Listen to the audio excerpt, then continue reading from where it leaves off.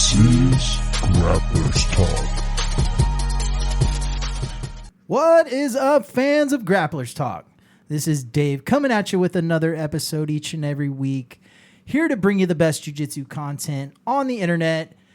I'm sitting in front of an awesome gentleman right here, and before I introduce him, I just want to say thank you to all of our fans of the show. Thank you for all the feedback I get.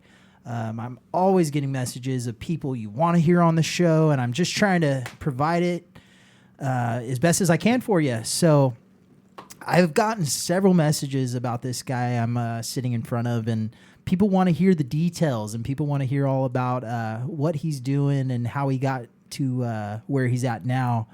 I'm going to introduce to the fans none other than the leader of Arte Suave, Alfredo. Man, what is up, brother? What's up, man? Yeah, thank you for being on the show, man, and just want to say thank you for your time, and I know you're taking time out of your busy schedule to be here. I just want to start off and let's talk about your journey through jiu-jitsu and how you got introduced into the sport, what made you start the sport, and let's talk about that first training session, if you remember it, like what the emotions were going through it. Yeah, no, for sure. Well, I started off with kickboxing, just like most other guys. They see UFC fights, they want to do some type of martial arts, and I was attracted to the kickboxing portion, and I started doing the kickboxing, and I had a lot of friends ask me, like, hey, you should come to the jiu-jitsu class. And I'm like, nah, that seems boring, seems stupid. And I was training at the time. I've worked in insurance for a really long time, and at the time I was inspecting cars at that time.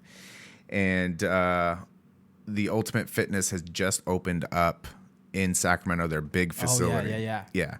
And so they had a bunch of classes. So I went there and I would do their morning classes. I would drive there. It was a nice central location where I'd be able to go out to any other inspection and be relatively close. So the first class that I did, I kept walking by and I'm like, should I do this jiu-jitsu class? 'Cause again, I had a bunch of people telling me, like, you should try the, jiu-jitsu. And I think it was a Monday morning, and I don't remember the exact date, but in July, I was like, you know what? Grabbed a gi and then just showed up to class. And did you order one or did you borrow one from somebody? Or no, I already had one. Okay, you already had a gi. Yeah, all right. Yeah. And so I just tried out the class. And I had a lot of fun. Yeah. I didn't know what the hell I was doing, just like everybody else. Yep. And it was just fun because it was, I think, a very humbling, experience in a sense of like, let me take a couple steps back. A guy that I train with right now, his name is Dan. He's a black belt now. Back then, he was a purple belt. Okay. And I rolled with him when I was a white belt then. Yeah. And he beat the shit out of me. Yeah. And it looked like he used like zero amount of energy. And I'm like, wow, that's really cool. I could never imagine myself being that good. Yeah. And that was one of the many things that attracted me to jiu-jitsu. Yeah. And it was cool because now he trains, over at Lincoln. And I get to roll with him. And he's, one of my closest training partners, over there. And he's a black belt, just, helps push me to get ready for competition when I compete. But that's pretty much the story of the first day when I, Yeah, a lot of people, they get into the class and it's always that story, right? Somebody that's hella good, right? Fucks you up and they use no energy. And that's really a mind fuck for a lot of people. Yeah. So like for some people it can be intimidating to where you'll never go back, but for others it kind of pushes you like, man, I got to learn this shit, right? Yeah. So but that's awesome, dude. And so with jiu-jitsu, right, there's a lot of in Sacramento especially, there's a lot of different gyms and a lot of big ones out there. Training at Ultimate Fitness or Ultimate Athlete, or I'm not sure what they call it, right? Ultimate Fitness. Ultimate Fitness.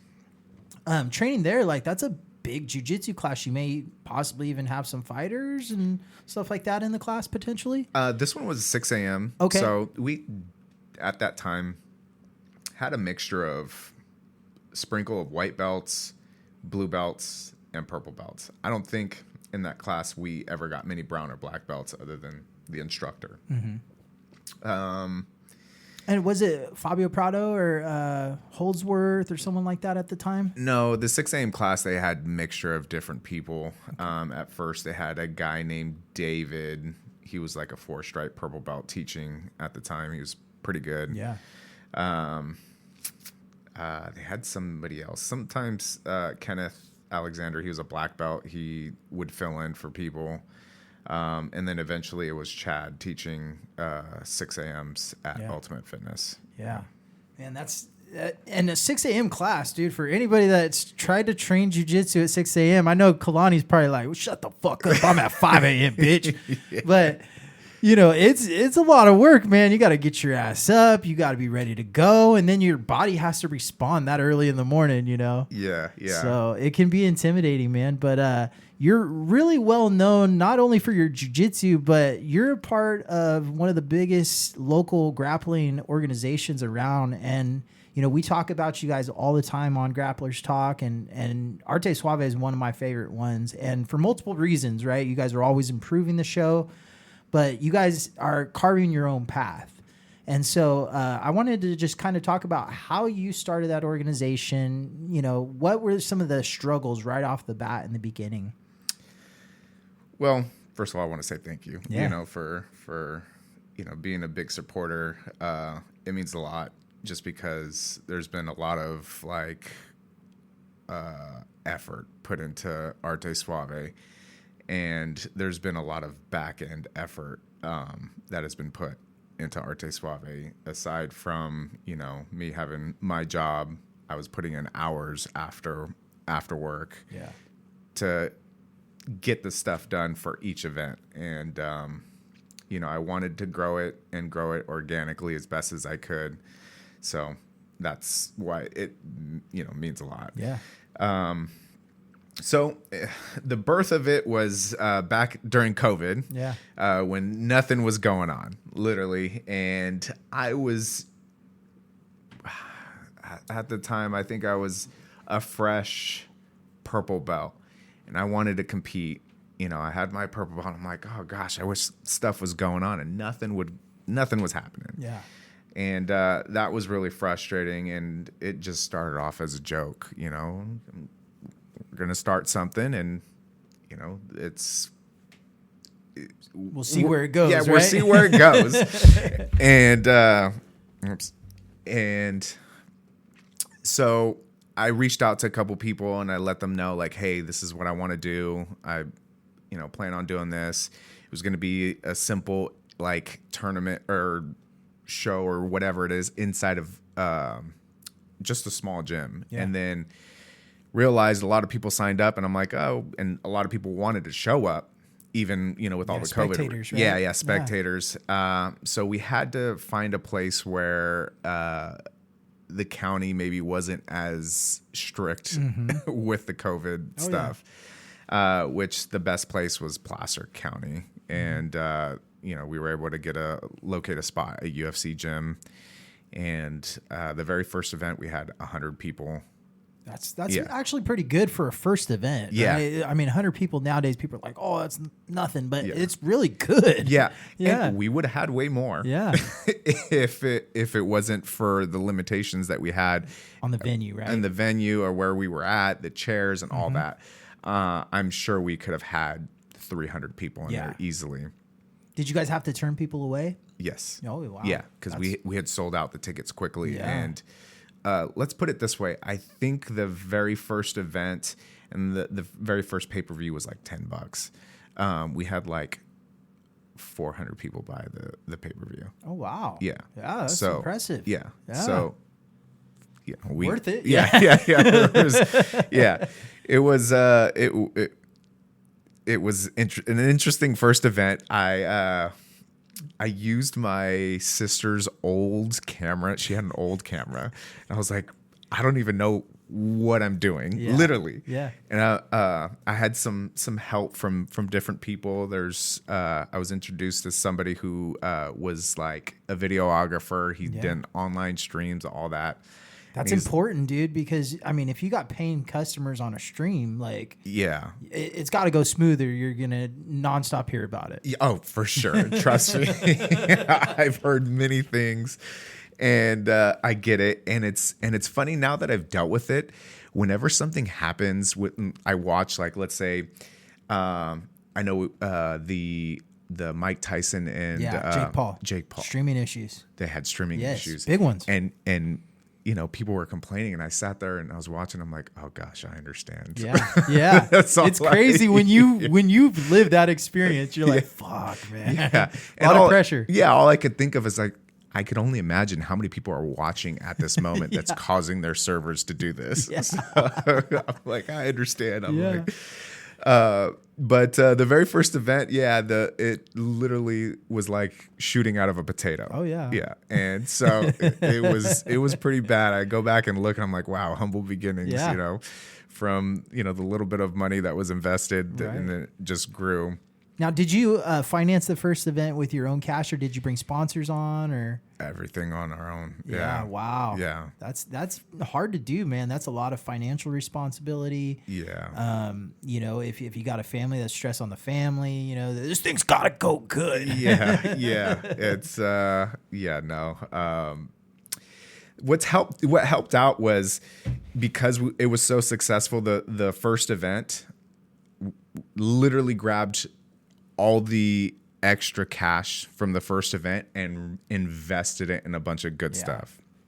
We bought Blackmagic camera, like it's called Blackmagic 4K, lenses, all these things, devices for streaming, for audio, all that.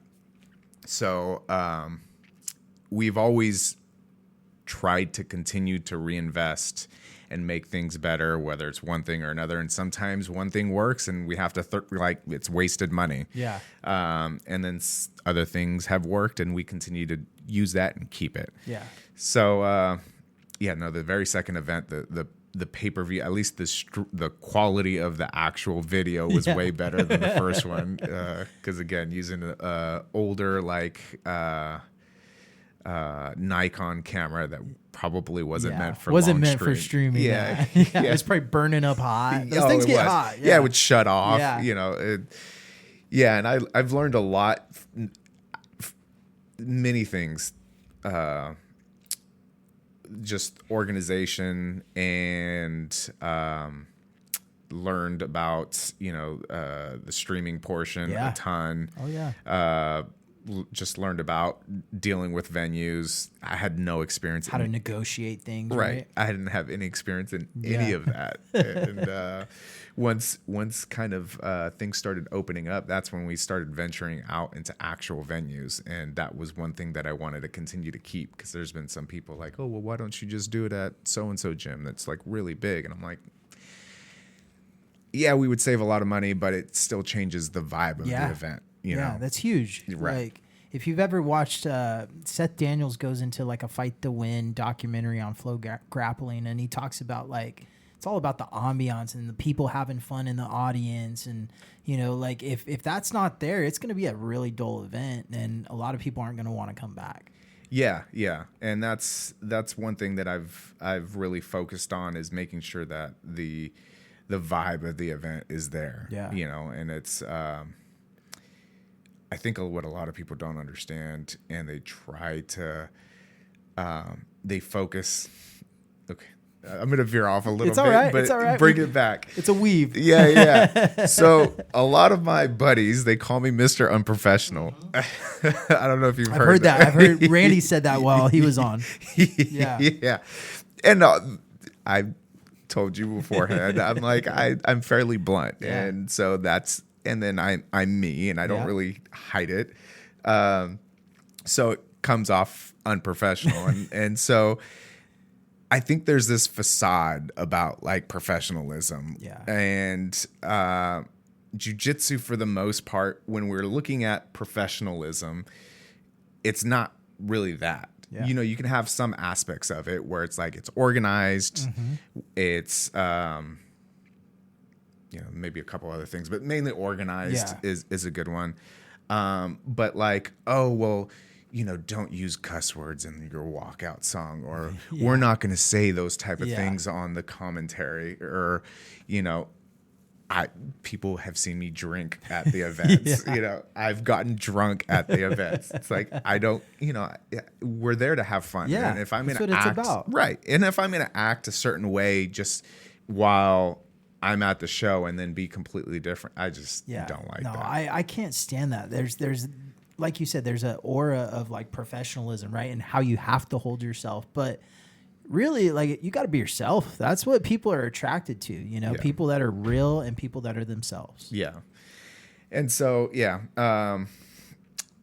and then some people don't like that, Some people don't like that. Some people do. You're not everyone's cup of tea, right? Oh, I'm definitely not. I can tell you that for sure. I'm definitely not. Yeah. And then that's why I gravitate a lot more towards the people that are that way. Like, I love Kaylani. Kaylani's blunt as shit. Yeah. Like, and there's no guesswork with that. So tells you like it is, right? Right. And so I wanted the events to hold that. And I like to have fun. And so I want the events to be that way. And I think it's carried through. Did you go to the first Stockton event? The one that was Glow Night? Yeah, the Glow. Yeah, I was there. Okay, so that event, right? And I didn't anticipate that there were going to be that many people. It was packed. It was so packed. It was such a good turnout. Yeah. People lined up. I mean, you were probably inside running the whole show, but there was a line a mile long outside that people were like, I was like, wow, this is a good turnout. Yeah. Stockton's a fight town. Yeah. It was nuts. So, and I'm sure you remember surrounding the mats, there was like, everyone was crowding. Like, you would never see that in a lot of other organizations. And I was sitting there watching. I'm like, gosh, this is great. Like, I love it. And the intensity. Oh yeah. People cheering. There were good matches. Yeah. Oh, that card was fire. Yeah. Yeah. So that's what I want the shows to be like. Yeah. Like, that's one of the best ideal shows. There was another show like that in Phoenix. The guys from J Pages in Phoenix, they're super intense like that too, and they almost get the same way. So I wish all events were like that, but different areas carry a different type of vibe and energy, and sometimes you do have to bring the energy and vibe up with entertainment, right? Engagement, throughout the show, right? So I try to do that. I'll hear out ideas from people. I get suggestions all the time. I'm super open to suggestions. Like, hey, I've had that. Like, sure, you get a lot of messages on Instagram, right? Yeah, for sure. People, hey, you should do this on your next show. 100%. And my friends too. Yeah. Like Manny, who's one of my coaches and one of my good friends. He's the one that suggested for the BMF title. Oh yeah. He's the one that came up with that, and I'm like, I really like that idea. I'm like, let's do it. Yeah. And so, we ended up doing it, and it's great. There's a BMF. Brings more intensity to the matches, right? It makes it more fun because it's like, something on the line, right? Right. Yeah, but like, it's open weight. Yeah. It's like, if you're really a bad motherfucker, then you'll compete against anybody regardless of the weight. Yeah. So, we pick some of the best for those tournaments, and those have turned out to be some of the best, tournaments within the show that we've had. So, I got kind of sidetracked with where we were starting from, but it's all good, man. Yeah. I got a ton of questions when it comes to Arte Suave, and so you have a good group of people along your side, right? You got your referees and all the commentary team, and you guys got video people running around and professional cameras, it's crazy how much it's grown. But talk about working amongst the group that you're working with, and why you're working with those people. I feel really blessed that I think the right people have always been placed where they should be. And let's talk about Jason. Jason's the videographer, True Legacy Studio. He reached out to me a little bit over a year ago, and actually Arte Suave was talking about the stream. We were building like our own little server and trying to have like other doing the pay-per-view for other promotions and Right. stuff like that. So I went down to Vegas to do a jiu-jitsu battle event, and then he was doing their videography, and he comes up to me. He's like, "Hey, I've heard about Arte Suave. I'd love to do one of your shows. Let me know." And in my head, I'm like, I know how much it costs. Yeah. I'm like, so in my head, I'm like, right now, we're not ready for that. Right. And what ended up happening is that Stockton event, he's like, he lives in Merced, and he's like, Stockton's like really close. He's like, I'll give you a discount if you let me do that show since it's really close. I'm like, sure, how much? And he tells me how much, and I'm like, all right, come through. Yeah. I'm like, let's do this. It's workable. Right. Yeah. And so he came through and did the videography. And then when he finished making the highlight, I'm like, holy shit. Yeah. I'm like, that video at the end. I've been a part of big events. My cousin throws HVAC events, right? Yeah. But I'm talking, we're waiting by the computer watching the videographers like do their editing and shit Yeah. like that. We're like, let's see this video, and then they pop it out. We're like, oh my gosh, blown away. Yeah. There's a skill to putting all that together. Yes. There's a big skill behind it. yeah. So when he finished that, I immediately sent him a message, and I'm like, this is great. I said, how much will you charge me to be at every single event? Literally, that's what I said. And so he gave me a certain price point to be at every single event. I'm like, all right, done. And then he's been at every single event since then. So that's badass, man. Yeah. He's really good too. Like, He's really good. you guys recently, maybe a year ago, added the video screen, or that's pretty new, right? A few months ago, a while back. I think July-ish, last year. Yeah. Last year for sure. So you guys added that video screen, and a couple times I was at an event, I'd see the highlights playing in the back, and I was like, man, that's fucking good. Yeah, You yeah. catch yourself like every once in a while in intermissions or whatever, you Yeah. pop at that video screen. He's good at what he does, man. Yeah, So, he is. I again, speaking about people who are true to themselves, he's definitely somebody who is unapologetically himself, Yeah. and which I appreciate about him, Yeah. and he's fun to be around with, because again, we travel, Right. You got to be friends with these people. right? Yeah, actually, well, like I said, I was telling you before the show, when I drove down to Vegas this last time. Normally I fly. Yeah. I drove down and I picked him up, and so I got to spend time with him and his girlfriend Ruby. Excuse me.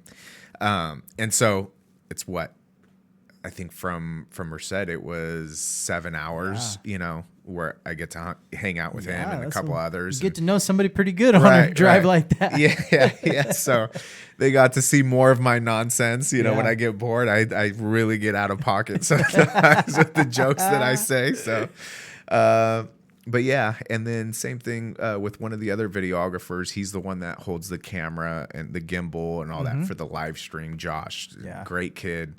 I think the first event we took him to San Diego, because we used to reach out to the local places and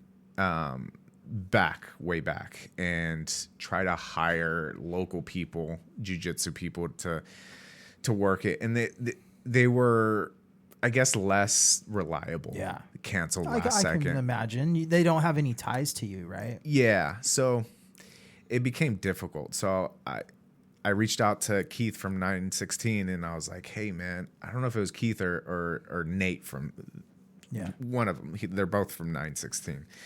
And so they recommended Josh. And so we took him to San Diego, and he had never been to San Diego, so he enjoyed that. And then he just enjoyed the trip, You're changing people's lives, man. no, he even said, the funny thing is, he said that. He's like, oh my gosh, this is a life-changing experience. I'm like, well, I didn't see it that way, but I'm like, all right. Yeah. But he loves it. And he's always traveled with us, has done I think every single Arte Suave since then. Yeah. So, he's a good kid. Love that kid to death. Who's your behind the scenes guy that's like getting the fighters ready or getting the grapplers ready for their matches and kind of making sure the show's on time? Or so to the person that gathers the fighters is called a runner. That changes usually every event. Okay. That's kind of like a lot of people don't like that, and then the people that do just really love that job. Yeah. I got a teammate. His name is Jake Stone. Awesome wrestler, and has been doing jiu-jitsu. I don't even know how long, but he's really good. Yeah. He's he does Arte Suave. He's like, yeah, can I do the running? I love doing that. I'm like, sure, go ahead, do it. So this last go around, it was Don. Don is the matchmaker now for Arte Suave. I was the one that did matchmaking from the beginning all the way up until I would say July-ish of last year. Oh, wow, dude, that's a long time. Like to not only be running this organization, but to be putting all the matches. You guys put on a lot of matches. It's not like 10 matches. It's like a shitload of matches. Yeah, I was doing the matchmaking, the posters, the Instagram. I would communicate on Instagram, send out the offers, all that. So when I say that, like, there's times where I'm just like, 100%, I would say, fuck this. I'm not doing this anymore. Yeah. And I'm like, I'm not going to do Arte Suave anymore. Plenty of times. Ask Randy. I've told Randy and a couple others. Yeah. I'm like, I'm not doing this shit anymore. Yeah. I'm like, it's like every entrepreneur, right? I'm like, I don't get anything out of this. The rate of return is virtually nothing for the amount of time that I put in it. It's truly a passion project. Yes, it's a passion project. And so and then after each event, I'm like, oh, this was great. I'm like, I got to do it again. And so that high you get right after, right? Yeah. But eventually, regardless of how much that high you get, eventually you're going to get burnt out. Mm-hmm. So Don, he's another guy that he would send me messages. Hey, bro, you should match up this person and that person. And I'd be like, oh, shit, that's a really good idea. I'm like, all right, great. He did that like multiple times. And after the last time, he actually, a while back, he suggested Nick Pica versus Damon Ramos. Okay. The main event that we had for Walnut Creek last year. Okay. And so I was trying to make that happen. And but when he first suggested that, I'm like, shit, that's a really good match. Yeah. And so, I was getting really burnt out. So I was just like, I messaged Don. I'm like, hey, bro, would you like to come on as a matchmaker? And he was just like, yeah, I'd be honored. And Don is a very, he says this himself. He's a perfectionist. So he's like, when he first came on, he's like, I don't want to mess up your baby. Like, I want to make sure that everything's good. I'm like, dude, I trust you. Like, you've already, and he's made some really good matchups and thought of really good matchups. He, when I asked him to come on, he helped me with the main event for San Luis Obispo, which had fallen through. He helped me find a replacement. Wow. He's been definitely awesome, and he loves jiu-jitsu so much. He's got that same drive of like. Now, does he follow like all the fighters, or like, I mean, how does he like keeping track of all these people? Yes. Yeah. He's very much in tune with the community. Yeah. He knows a lot of people in the Bay Area. Okay. So that's where his biggest footprint is at. But he has competed a lot, so he's networked a lot just in general, and he'll talk to people. And so I think that's how he's known these people. And now that he's known as the matchmaker, so people are like, oh, okay, I need to be friends with him. And he's already like a friendly person. Yeah. Like he'll talk to you and make connections and all that. So I think a mixture of those two things. And then he did a good job with Vegas. And again, I'll still match make sometimes. I think I made like 7 matches for that event. How many matches did you have total on that Vegas card? 36. 36 matches. That's a lot of matches. We had 40. Wow. We had 40, but some fell through. Yeah. I mean, and that's kind of like the promoter thing, right? You always know at least a handful, right? When my buddy was promoting fights, he'd have to grab people out of the crowd, right? And that's much easier to do in a jiu-jitsu event than a MMA fight, right? Most people are like, I don't want to get punched. Yeah. But a jiu-jitsu guy's like, all right, it's just rolling, right? Yeah, 5 minutes of rolling, 7 minutes of rolling, nothing big. Yeah. San Luis Obispo. they came just from the crowd. Yeah. You know, they're like, oh yeah, I'll take the match. Yeah. And they put on some stuff and took the match. Yeah. That's badass. So, but yeah, so he's helped out a lot with that, and he's now also took a big portion of the Instagram. He's mainly the one responding on Instagram now. Yeah. And that's just a lot of responses. I mean, especially like, you know, people are hitting you up about tickets, I'm sure, streams, whatever, you know, hey, you got to finalize this detail or whatever it is. The last thing you have time is to go back and forth with athletes too, and, you know, try to work out all the details with matchmaking. You know, that's a lot of work, bro. Everything under the moon. Yeah. Like, just, man, I'm telling you, when I got burnt out, I got burnt out. Yeah. Like, it wasn't good. Like, I would complain to, you know, the guys a lot. Like, I've said it countless times. I'm like, fuck this. Yeah. I'm not doing this shit anymore. And Right. I mustered up the energy to still do it. And Don actually told me, he's like, how did you do this by yourself like that? I'm sitting in front of you right now, and I'm thinking like, man, dude, like this guy put a lot on his plate. Yeah, I did. And it's like, okay, so let me mention this too. And I feel like more so as I think this is more of a man thing, right? You build something, right? And you just can't let it go. Right. Yeah. You create something, and it could My be. wife says that's control issues. It could be. But it's like, okay, for example, I used to be I still love cars. And I used to work on cars and had, I used to own a 99 Trans Am, Mustang Cobra, Mitsubishi GSX. Like, I've had all these different types of cars, and I'd work on them, soup them up. So I see it as a project car, right? Yeah. Arte Suave is a project car, and I've built this car. And if somebody asks me like, hey, get rid of that car, or let's say, you know, the engine blew or something happened, somebody's like, just get rid of it. Yeah. Or you get pissed off and like, just get rid of it. I'm like, yeah, I want to, but I don't want to. Yeah, I put a lot of effort into this. Yeah.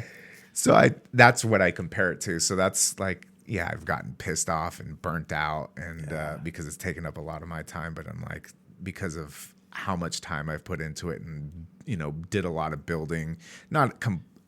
All hasn't been my hands, but a good portion. Like, I've put in a lot of time. The foundation, I mean, definitely has been, like, having all those different things, including the stream. Like, first of all, like, what made you, possessed you to be like, I'm gonna do a stream on my first show? Like, that's a lot of extra added work towards your plate, but it seems like you're a guy that likes to challenge yourself. Yeah, I do. I definitely do. And I'm going to be honest, that was more of a naive thing than anything else.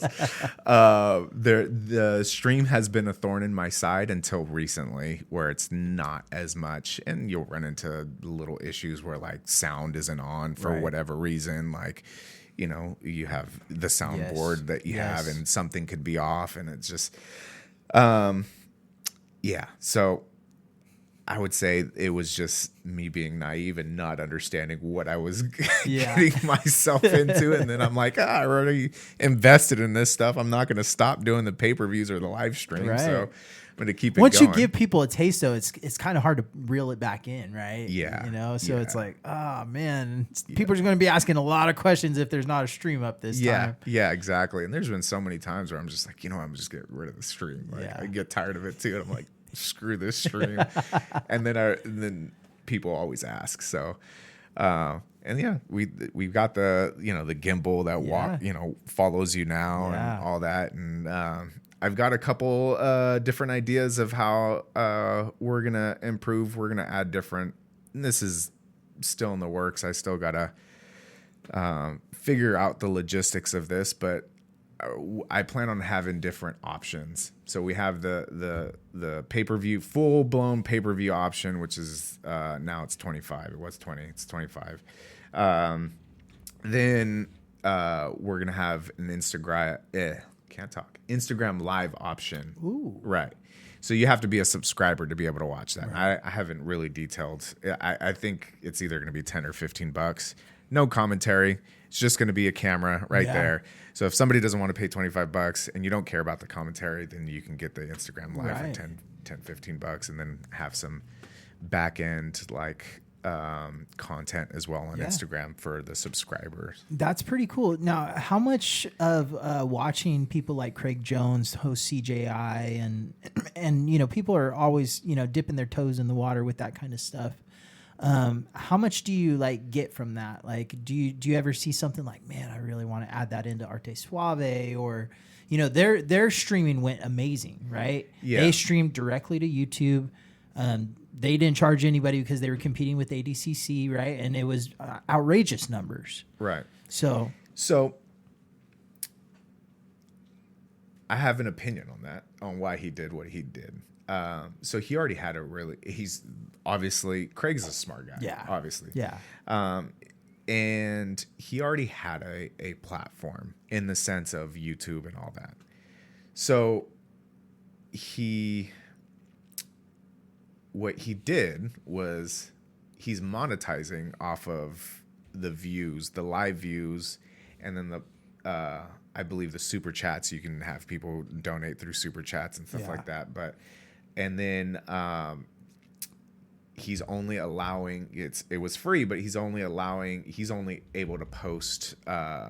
He copyrighted it, so only they could post it on their YouTube channel.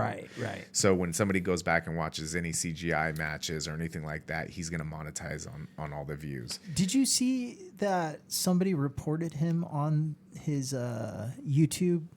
Like he said it was ADCC. This was a few months back, but somebody, you know, with YouTube you can hit copyright infringement things, right? Yeah. It was a Defense soap commercial that was paid for on CJI, but it was also shown on ADCC. Yeah. So Yeah, I heard about that. Yeah, that's where it gets real tricky, right?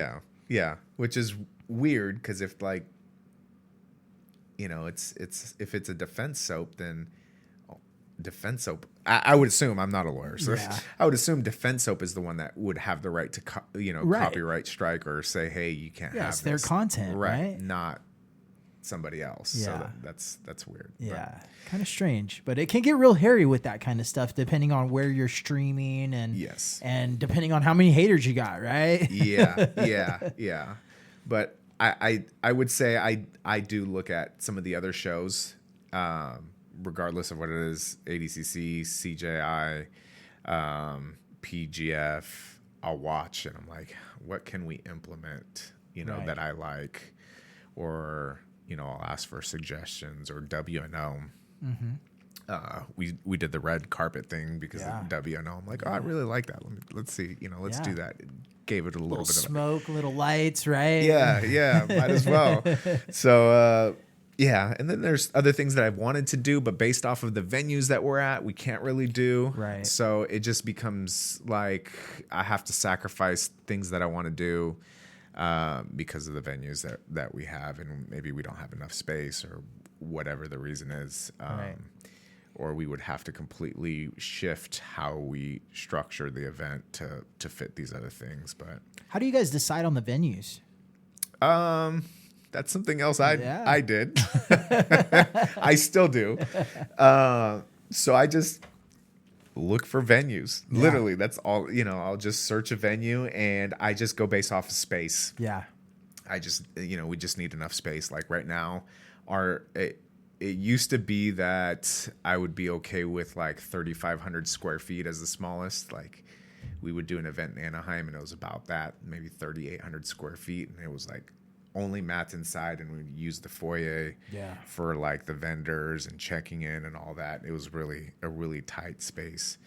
But now, like, I won't do anything less than 6,000 square feet. Yeah. Like, because we've just grown too much. And well, yeah. I mean, if people saw that Stockton show and the Waterloo Gun and Bocce, I mean, thank God they've redone that place over the years and made that bar what it is, because I mean, dude, it was jam packed. There was, I mean, I remember I walked back. I was getting some footage of the fighters, and it was packed back there.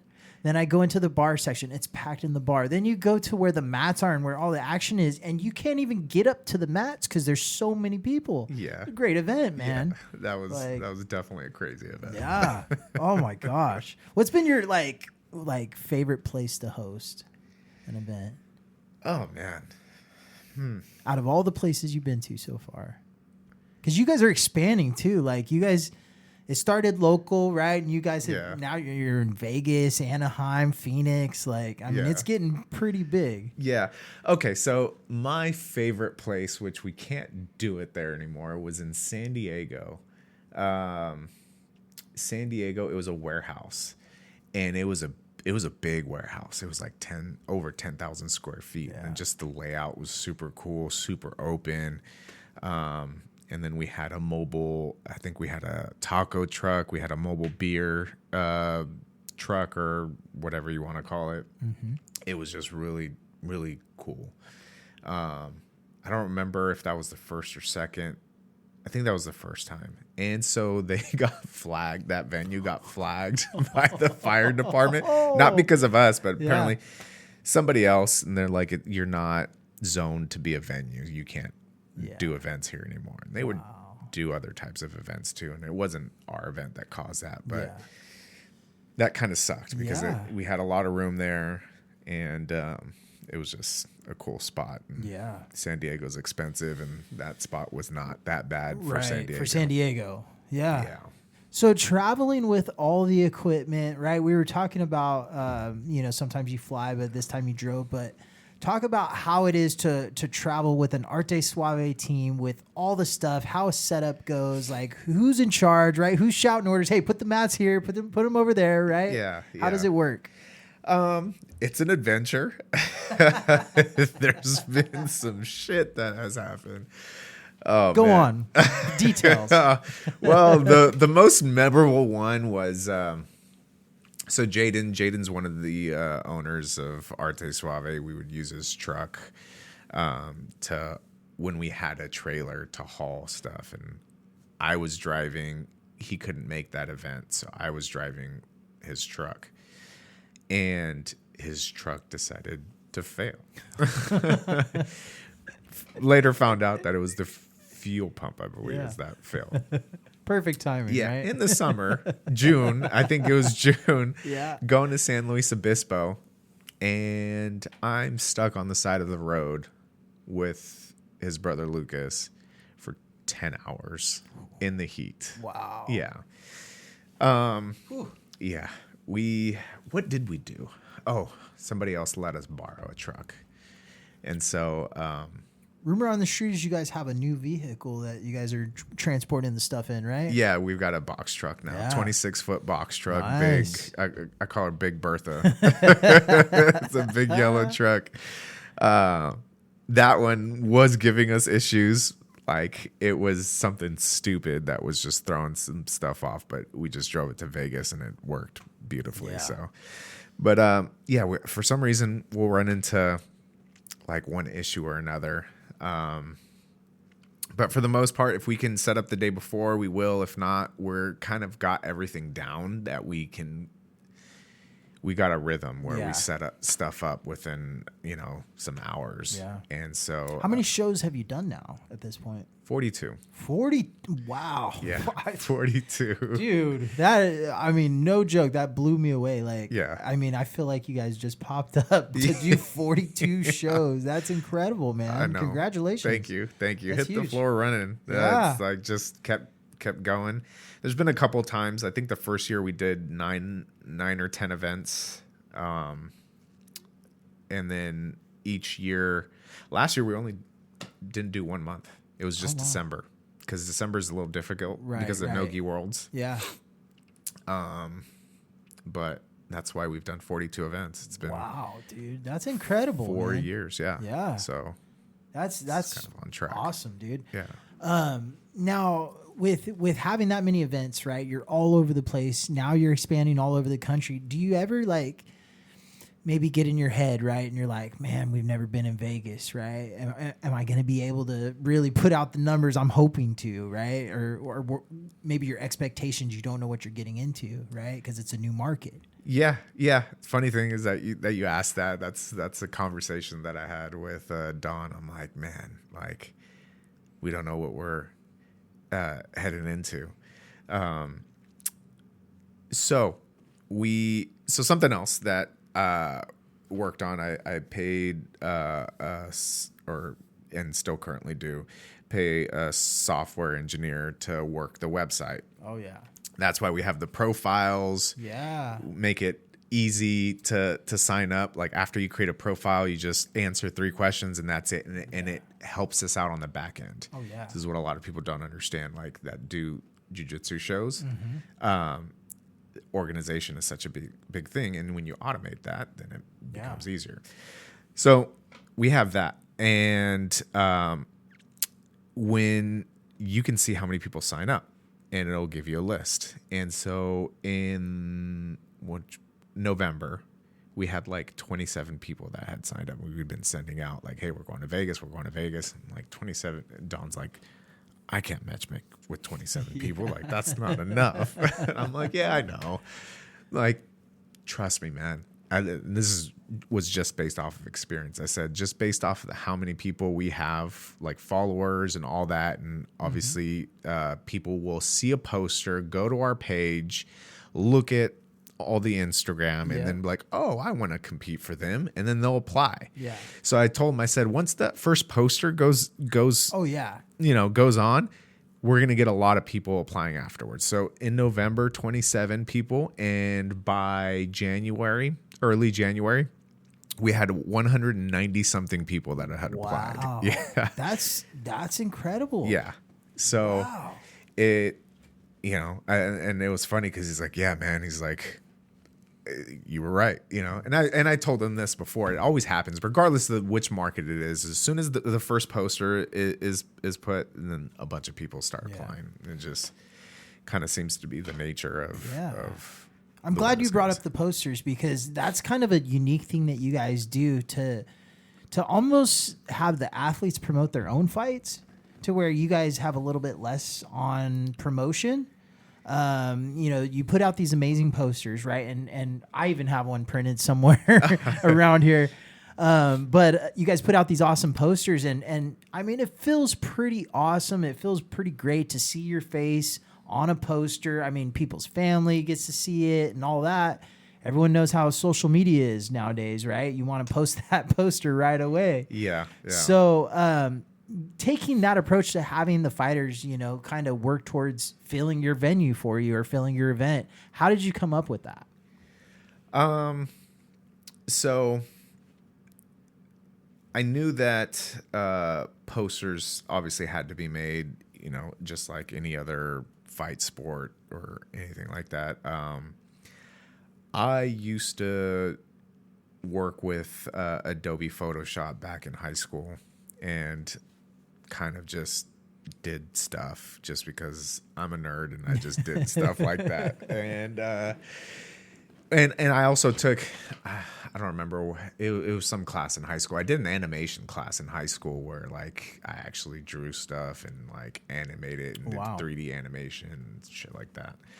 And then I did a class with Adobe Photoshop. And so I had some knowledge of it. So I was just, in the first Arte Suave, I'm like, shit, well, I need to remember how to do some of this stuff. So I started doing it. And then as time went on, I got, everybody could tell you like the posters got better and better because I was, refining the skill again. Right. And so,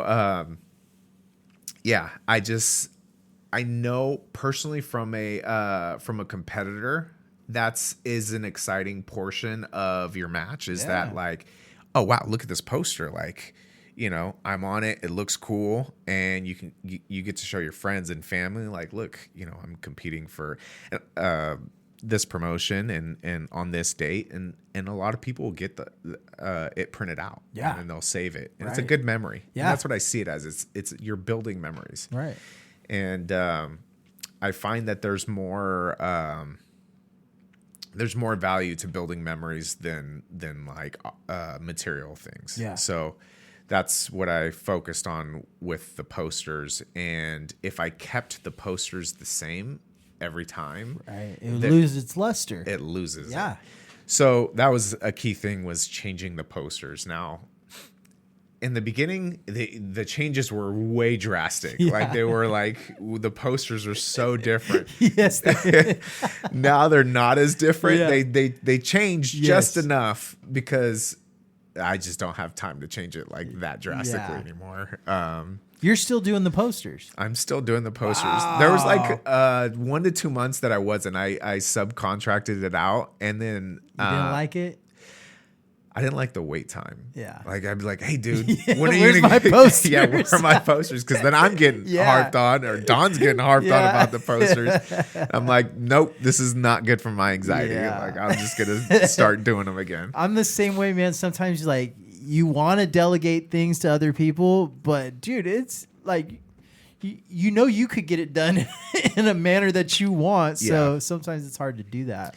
Which is why I think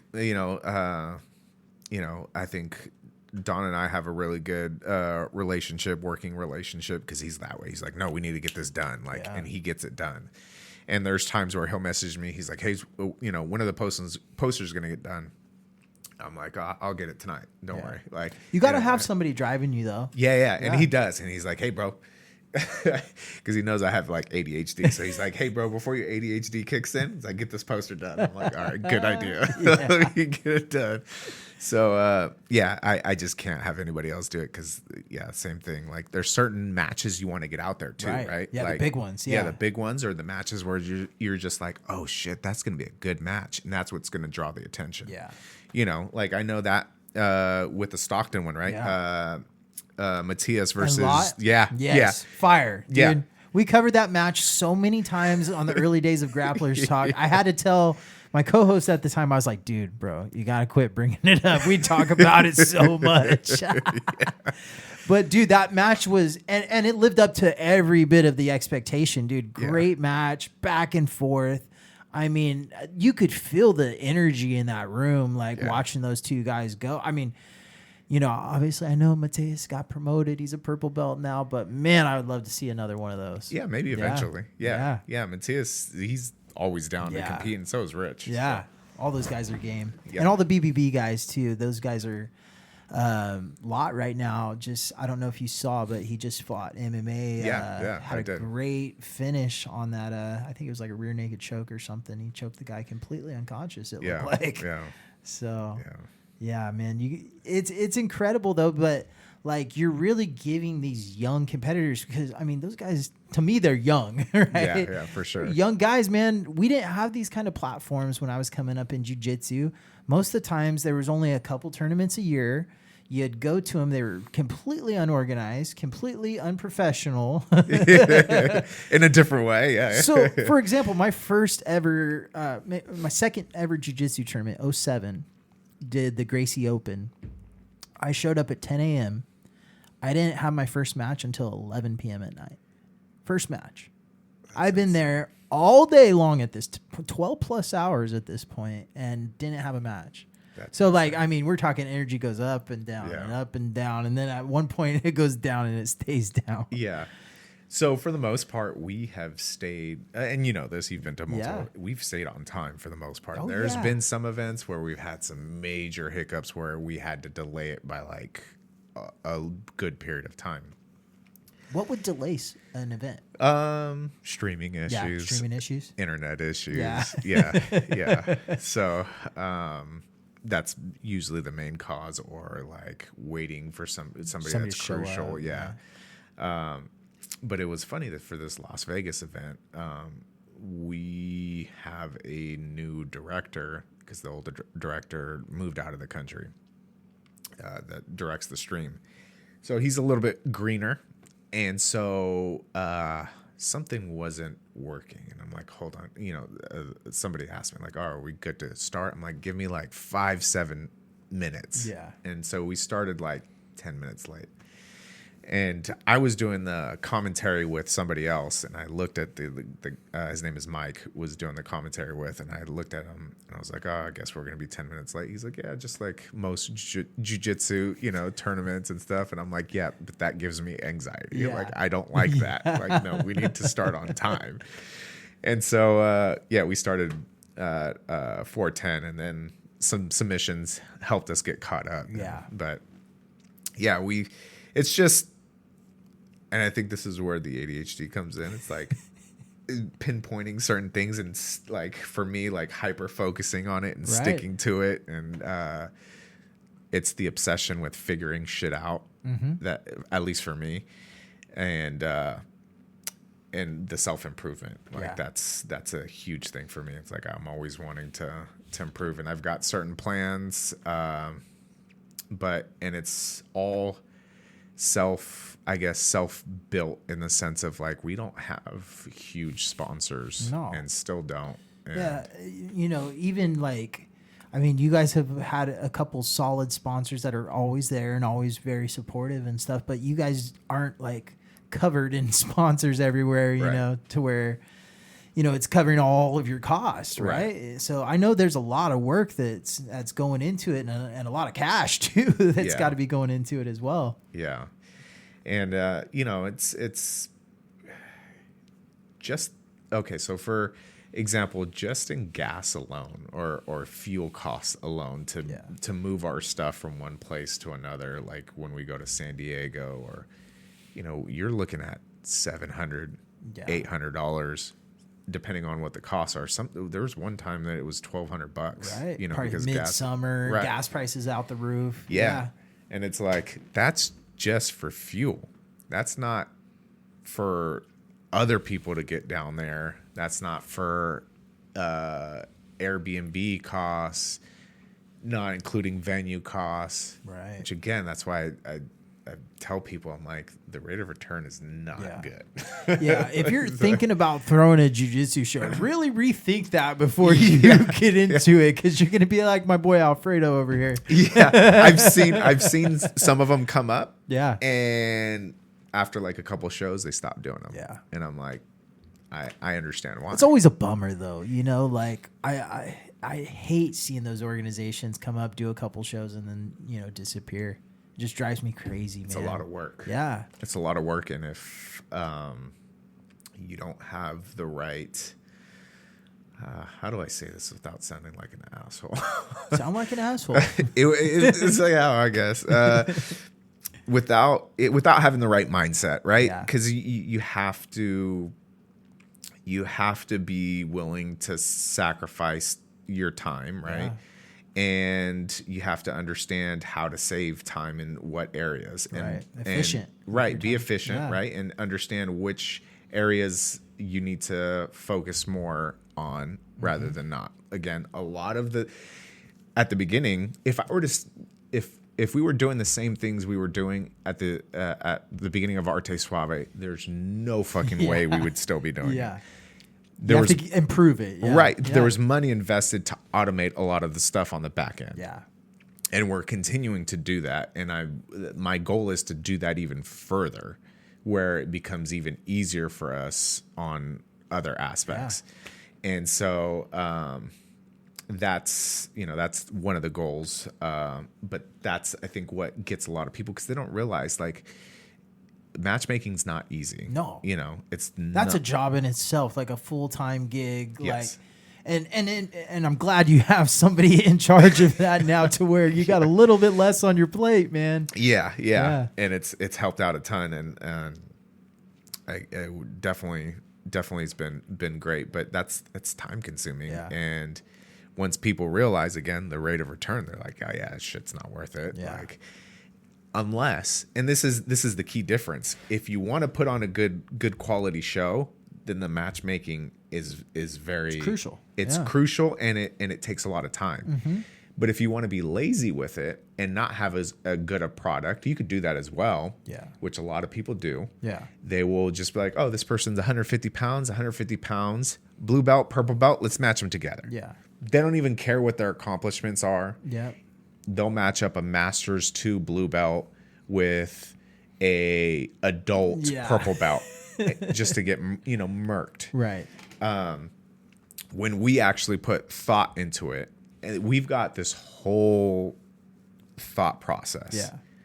Like you could be a master's, let's say master's 1, but you have to have placed at a major tournament if we're going to put you up against an adult. Yeah. Right. Oh yeah, it makes sense. Right. And so we look at all those that's why we ask for accomplishments. Yeah. And if you don't have anything, we'll assume that you don't have any, or we'll do maybe a quick search. Right. If we can't find you, then we're assuming that you have Little to no experience. Right. Yeah. So that's how we'll match you up accordingly. Yeah. So. And it is what it is at that point. Right. Go make a name, Bubba.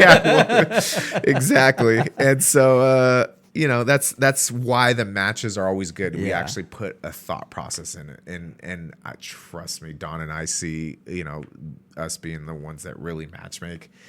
We look at other matches sometimes and we're like, gosh, who made this match? Come on. And don't get me wrong. Sometimes we have some of those matches where we probably it's shouldn't. bound to happen. Yeah. I mean, 42 shows and 36 matches a show, 40 matches a show. It's bound to happen every once in a while. Yeah, yeah. But it's like, oh, come on, that's lazy matchmaking. Yeah. You're just trying to fill up spots. Like, I'd rather not. I've had people reach out to me and Don, and they're like, give me a match, and we'll have somebody their weight, but we're not going to match them up with them because it's just a waste. Yeah. Like you're gonna murder this person. Yeah. Like we're not gonna match you up against somebody that you're gonna murder, or vice versa. It just doesn't make sense. So I've told some people that I'm not gonna match you up if it doesn't make sense. Yeah. So sorry, but do you get a lot of fans out there or a lot of competitors that try to make their own matches and try to get it promoted on your card? Yeah. We'll get people like, oh, I had a match against this person. I'd really like to run it back, or I really want to face this person. Right. And it seems like you listen, right? I've seen a few of those come up. We actually had one in Vegas. It was a kid match. And I don't remember. We had a lot of kid matches. I just remember he had lost to some kid from Hawaii, and this kid flew in from Hawaii to rematch him, and he was able to get it back. Wow. Apparently. Yeah, it was a good match too. Shoot, I don't remember their names. Terrible, but 42 shows, guys. A lot of people on those cards. But it was a great match, and the post match interview, he was just like, that he had asked for that match, and we were able to give it to him. So. Yeah. But that does happen. Yeah, that does happen. Do you look at Arte Suave as a business, or is it still a passion project, just a fun thing? It's not really business to you. It's a passion project. Yeah. Because it's like, I was literally just thinking about this for Vegas. I'm like, what a cool thing to have, where it's like, I'm able to travel with a group of friends or people, friends / acquaintances, to different cities. And have fun, and enjoy the city beforehand and afterwards sometimes. And I'm not technically paying for it. Yeah, that's where I see the benefit from this more than anything. I get to enjoy that, and then just also get to watch some great jiu-jitsu. Right, have fun at the events. You got to be a fan, right, to be doing something like this. So. Right. And I get to meet a lot of cool people in the jiu-jitsu community, which I have. And then I've also met a lot of assholes. Yeah. So. I'm glad you brought that up. Speaking of, right? I feel like in your position, and even in my position, right? There's a lot of people out there that, there's love that's given, right? But there's a lot of criticism and a lot of people that like to throw a little bit of shade or a little bit of hate around, right? And especially they always go after the head of things, right? It may have nothing to do with you. You may have not made the match, but you're getting all the blame for it. So how much hate do you actually get? And do you take the approach, like I call it, regardless of what your political opinion is, I call it the Donald Trump, right? Let it go off your back like a duck, right? Yeah. I really have. For the most part, I have that mentality. I let a lot of stuff roll off my back. when it comes to the actual show, I've probably only had a less than I can count on my hand get legitimately mad at me personally for, I guess their experience or issues with the show in itself or decisions that were made, whether it be like people that we offered them a match for or that they should have a title, whatever it is. It's been a very small amount. People not liking me has been more of just my attitude and my probably just how I carry myself. Yeah. I carry myself very differently than others. Oh, yeah. And I don't really care, if people like me or not. Let me take that back. I care if people that I like like me, right? But it's just some people are silly. Yeah. And it's just stupid. I always think it's so easy to throw hate, but it's like much harder to be like, man, this organization's killer. Like, go check them out, right? It takes much more work, right? You got to post stuff. Yeah. So, but I would just say it more so just, again, I've flat out called people pussies for not, taking going up in weight or, just different reasons. Not directly, but I've kind of just been like, he's being a bitch. Right, he's being a bitch. Don't be a bitch. It's like, who cares? It's just jiu-jitsu. It's like, it doesn't matter. Like, I've taken over 20 matches on Arte Suave, and I probably have a Nate Diaz record, Right. I don't care if I win or lose. I took a last-second match in Vegas against a black belt. Yeah. Ended up winning. Wow. That's which great, was great. Man. Yeah. Congratulations. Yeah, thanks. Yeah. But it's like I was going to sit there and get all worried. Like, the guy had been training. I've been training 8 years. He's been training like 14, 16 years or something. It's like if I would psych myself out. Though. Right. Yeah. But, I just don't get it. Like, I think this is Craig Jones said it best. He doesn't take himself seriously. Yeah. That's one thing that's I don't take myself that seriously. It's like, who cares, man? Which did you see the video that I made for the Vegas event about me I was on the toilet. You sent it to me. Yeah. I've been so busy the past couple days. I haven't seen it yet. Yeah. So no. Yes, with the toilet paper. Yeah. Yes, that's right. Yeah. So it's stuff like that. Like, people wouldn't post that shit. Like, that's right. I don't know if I seen the whole thing, but I saw a couple clips and I was like, oh my God, this is gold. When with one, and I need to make more of those before each event. Yeah. Before the Walnut Creek event, they recorded me and I had a bottle of, like, I don't remember what it was, Patron or something in my hand. And I was already drunk in that video. I'm like, oh, we have a great event because it was sold out. Yeah. I'm already celebrating, like Miragali. Yeah. So, I'm sure some people, don't like that I do that. And other people do. And I'm also not afraid to call people out on their BS, whether they're my friends or not. Right. I will call out my friends or people that I don't like. Yeah. And I will unapologetically defend my friends, even from other friends. Yeah. If they make, if they do something stupid, I'm going to tell them, be like, hey, I was stupid.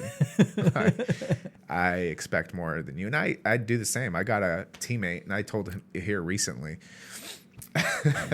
again, I will post things that probably, and I've calmed down a lot the past 6 months. I recently posted something to my close friends, and my teammate reaches out to me. He's like, hey, bro, you're better than this. And I'm like, fuck, you're right. I'm like, let me delete this. And I did. But what he sent me, and so I'm the type of person like, okay, you could say whatever you want to me. Like I told you earlier, one of my friends and coaches, Chewy, he's flat out telling me, he's like, hey, fucking idiot. And like, and he'll talk to me like that. and then I'll get mad for like 5 seconds, and then I'll be like, oh shit, he's right. Yeah. You know, and it's the same thing with my buddy Javis, who I train with. He did that, called me out. He's just like, hey, bro, you know, you're better than this, and started explaining all these things. And at first I got a little upset that he told me that. And then I was like, he's right. Yeah. You know, and I appreciate, those are the people that I appreciate the most. Looking out for well-being, right? Right. And it's just, and I don't care how you tell me. Yeah. Like, yeah, I'll get mad for the first 5-10 seconds, but as long as it makes sense and you're not being like, you got a valid point. Right. Yeah. And so, you know, there's been plenty of times where people have done that. And so I appreciate that a lot. So, yeah. So to the social media stuff, you know, I was a lot worse. Yeah. Which again, this is why I put, you know, Mr. CEO Unprofessional. And I'll still do stuff like the toilet video and stuff like that, but I'm trying to not ruffle as many feathers. Because I one of the commercials that we've had was definitely a questionable move, huh? Yeah, it was. I just did it because I was just like, you know what? Fuck you. I'm gonna post this shit, and I did, and it was a subliminal commercial. It's the well, since we're on that topic, I know you had asked Anthony about that. Yes, I'm glad oh man, I'm so glad. Okay, so how do I do this without ruffling as many feathers? 'Cause I'm trying not to ruffle feathers as much. But long story short, there is okay. So again, going back to what I was saying, I take defending my friends very seriously. And so it started off with just putting my face on the Craig Jones, you know, bulls, right? And so that was more of a very subtle way. I will keep this person unnamed just to not ruffle, I guess, as many feathers. So the Bulls shirt was for Gordon for obvious reasons. So I had put my face on there to talk shit to this person. Yes. For the same reasons. Oh, Lord. Not many people know about that. Yes. So that's why I put my face on there. And then I added... shit, people are going to know. Yeah, the Reddits are going crazy right now. People are going to know after all what I'm saying.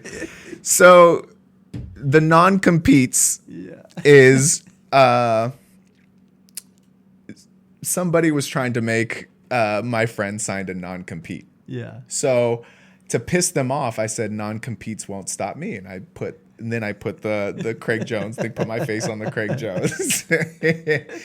And made shirts. Somebody told me like, oh, you should make shirts. And I'm like, well, fuck yeah, I'm gonna make some shirts. And so I made the shirts, and I was actually going to give them out at the Sacramento event at Track 7. Yeah. That's when you guys debuted him. I remember you guys were showing them off. I was going to, but I couldn't get enough made. Yeah. So long story short, that's what it is. There was a lot of other things. I still actually have stuff on my Instagram. You know how you could do the little story things? Yeah. Yeah. It says exposing people, and I put on there, and it gives a little bit more context. My biggest thing is like, just don't do people dirty. Yeah. And especially my friends. Yeah. I take that very seriously. And again, I know for a fact, if you look at those stories and people saw that what I posted, and a lot of shit got shared because it spread like wildfire what I was posting. Yeah. A lot of people didn't like me because of that. And a lot of people were like, oh, what is he doing? What is Fredo doing? Why? That's not right. And to be honest with you, and there's other people that apparently like, I'm going to put it in quotation marks, defended me. Yeah. And I don't give a fuck. Yeah. Unapologetic, man. I like it. Yeah. I don't care that people didn't. And then I gained some respect from others, which was great. Right. Okay. But, it was more of the fact that was a nice person that was being taken advantage of, and he didn't want to ruffle feathers, and I didn't have a problem. And you didn't ruffling. care, right? No, I You're didn't like, care. fuck it. Right. And I bit my tongue for a really long time. For as long as you possibly could. As long as I possibly Before you started blasting t-shirts. Yeah. Shit, I did some pretty other wild shit. I was gonna make the Not Like Us, right? I'm doing like this because I was gonna make a shirt, but it was Drake's house. So I was gonna put this person's house, not their house, but something related to them. And I was gonna put an upside down pineapple. Yeah. I don't know. Well, I did. I actually did do that, but I posted it, and I got a lot of shit for that. That didn't make it to the screen printer yet. Yeah, it didn't. I didn't make shirts, but I should have. But I've chilled out a lot on it. You're tiptoeing that line as best as you can, right? Yeah. I seriously thought I was gonna get like a defamation lawsuit or something. Like, it's funny because I told my friends, I was like, I got an umbrella policy. Yeah, we're good. It's like, I'll be fine. But I'm like, well, I'm not. Yeah, I'm just stating facts. Yeah. And that's, I tried to keep it as much like that rather than just attacking. It's more of like, this is what happened. And I did call him out to an MMA fight. Oh shit. I did. Yeah. And I'm accepted, huh? No, not accepted. And I'm still down for that. Yeah. 100%. I would fucking love that. Yeah. If you're listening, whoever you are, unnamed, right? You know who you are.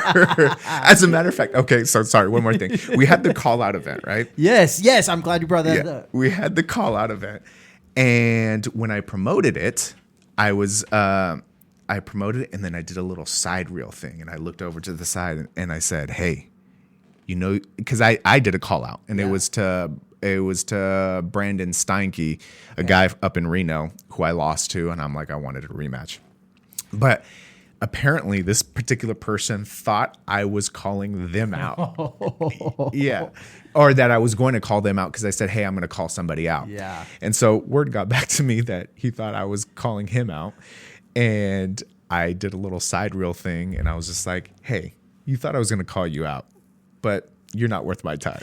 Like something like that. I don't even remember what I said, but there was always something because he was just watching my shit constantly, or people would send him stuff, whatever. I'm like, okay, like if you want to do something, we can do it. Yeah. And which is why eventually I was just like, let's just, because I know if we were to just get physical outside, I would get sued. Yeah. So I'm like, let's make it to where we're both okay. Right. Yeah. We're both okay. We can agree to this as adults, as professionals, right? Yeah, exactly.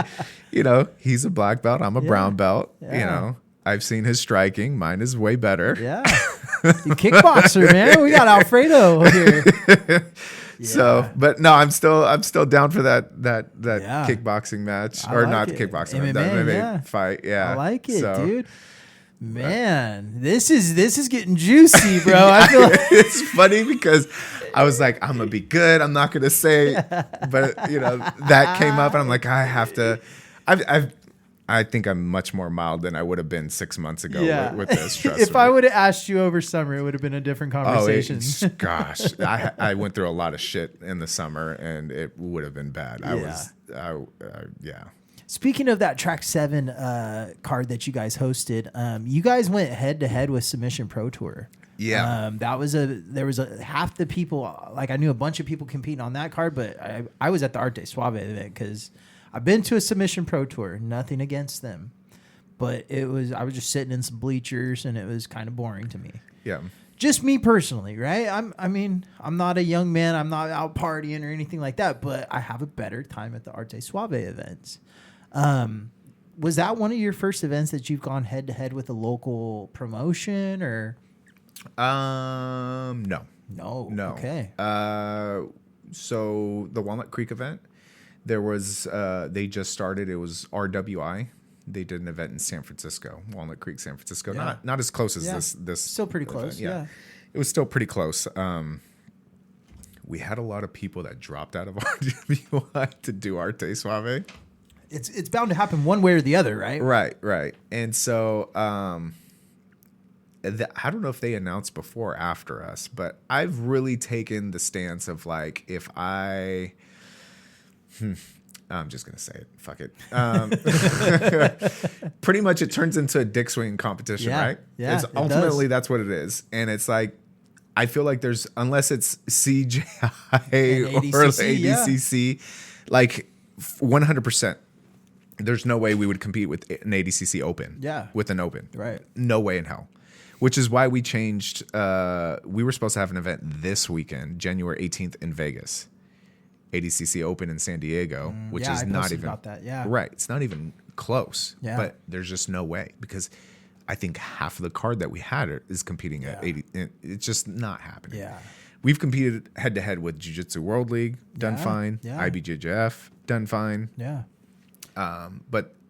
And there's been some other cases where we've, and I'm not going to say the promotion because I don't have an issue with them, but we were scheduled near or same day, and then they ended up moving their date, and they're a pretty good promotion. Yeah. And I think they understood as well. Like I don't think they want to admit it, but that it wasn't going to go well. It's hard to admit, like, especially like the smaller shows coming up. Like, yeah. So, and that one, honestly, I don't know, a lot of people don't believe me when I say this. It was an honest, not mistake. I didn't do that on purpose. That's what it was. Yeah. It wasn't a mistake.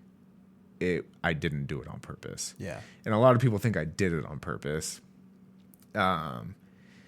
But that venue actually did make a mistake, so we had to move it. And I made the decision of like, that's the only day that we can do it, and we've got the bigger dick. Yeah, so, we're swinging it. Yeah. So that's just the reality of it. So, but it wasn't.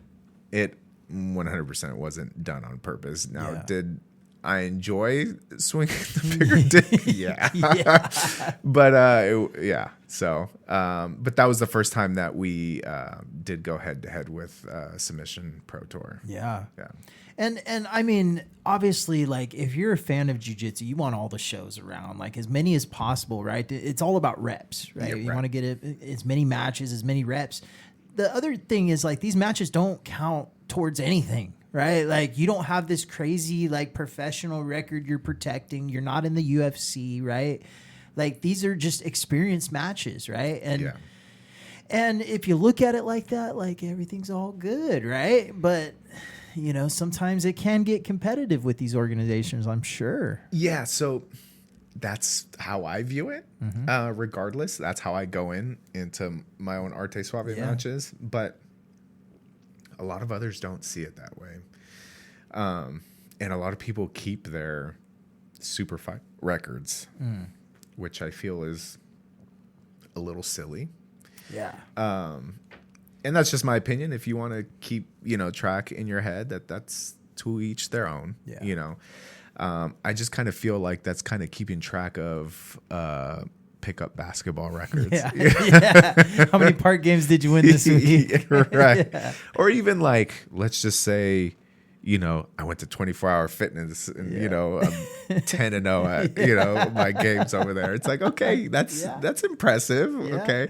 But, who cares? It's like if you go up against LeBron James, you're not going to be 10-0. So, but I will say like, it's great for building skill. Yeah. Your, self-improvement. And I think that's what the focus should be on. Yeah.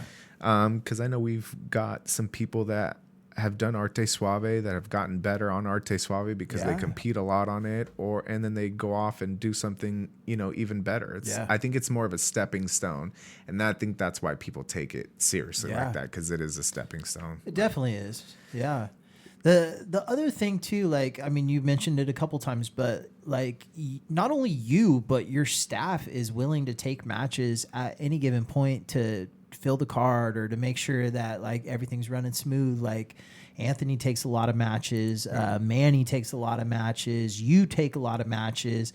There's been times where you're announcing, you're managing things, and then you go back there and I see you warming up. I'm like, man, what's this guy doing? Like, I just look over your stretch and I'm like, man, like, you got all this shit going on. You're in the back by yourself stretching. Yeah.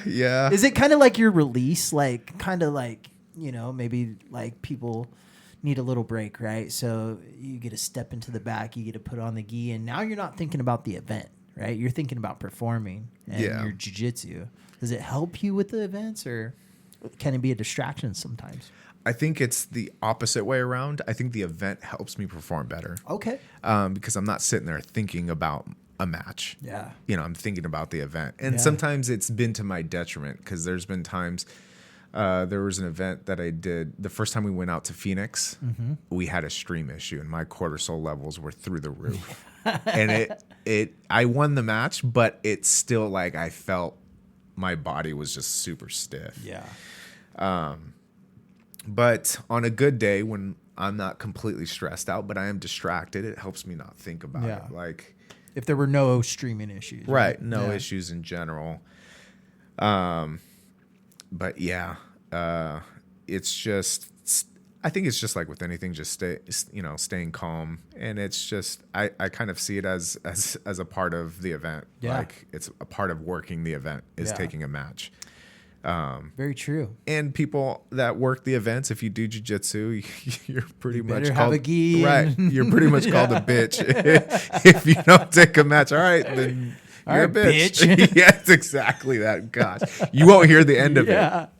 So I've told Don too. He's like, "Hey, you want to take this match?" I'm like, "No, but I will if I have to." Like, I'll be honest, I don't want to take that match, but I will. Like, he asked me. I competed against Cesar Santos at the last track 7 one. He had asked me. He's like, "You want to compete against Cesar?" You won that match too, right? Yeah, barely. Yeah, barely. Yeah. He's like, "You want to compete against Cesar?" I'm like, "Fuck no." Yeah, I'm like, I don't that doesn't sound good. Like, you asking me, do I want to? No. Will I? Yes. And so he's like, all right, then then you got a match against him. I'm like, as long as he's okay with I think I was 200. Yeah, I was 200 at the time. If he's okay with that, I'm like, I'm 40 pounds bigger than him. I'm older, but 40 pounds bigger. And he's like, yeah, he said he'll take it. I'm like, well, fuck. Yeah, I'm like, now I'm fucked. Now I got to do it. Yeah, so I did it because, I didn't want to be a bitch. Yeah, it's important, man. So we were talking about promoters and stuff like that. I told you I had a buddy that promoted MMA fights, and same thing, his first card, he had to fight an MMA fight on the card to fill the card. And I feel like that's kind of like the promoter's duty, right? If there's a hole in something, it's your job or your team's job to fill in that gap, right? Yeah. I've even taken 2 matches in one day because of that. Yeah. I had one match, and then there's this one guy, this was San Luis Obispo. There's this one guy, he was local, and this was already a super small card. He had reached out. He's like, yeah, I'm sorry, man. I know it's last second, but, I'd really like a match. And he was like 210. And at this time, I was like 190. And he's like, can I have a match? I'm like, well, I'll try to find you somebody. And I said, no matter what, you'll have a match because I'll take it if I can't find anybody. Well, I couldn't find anybody, so I took the match. So I had 2 matches that day. And, we ran the event. So it's part of it though, right? It's part of it. Yeah. What's the most impressive last-minute match you've seen in Arte Suave taken, and then obviously a good performance from it? Shoot, off the top. Didn't Manny on that track 7 brewery take a last-minute one? Manny's always He seems down. Like he's always down. Yeah, Manny's really fucking good. You don't want that guy in your legs, right? Like you don't want him anywhere. Yeah, dude. I roll with him almost every single day. It's incredibly frustrating because I know he's not going very hard with me because he can go 100% and just maul me if he wanted to. But he's just wrecking me technically, in the most technical fashion. And it's just, in my head, it's so frustrating. And then, but he's just down, especially in the gi. He's a fucking wizard phenomenal in the gi, gi, man. Yeah.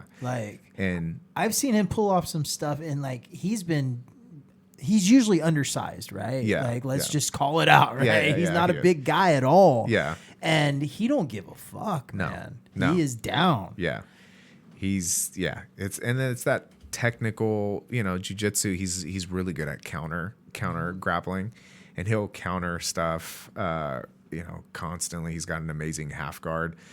And he's willing to take a match against anybody. And he's the type of guy, again, that out of all the black belts that I know, every single one that I've ever met, he's the one that I feel like has his ego the most in check. Yeah, he seems really humble. Yeah, he's got it so in check because he didn't have to take a match against Jamil Hill. No, he won it.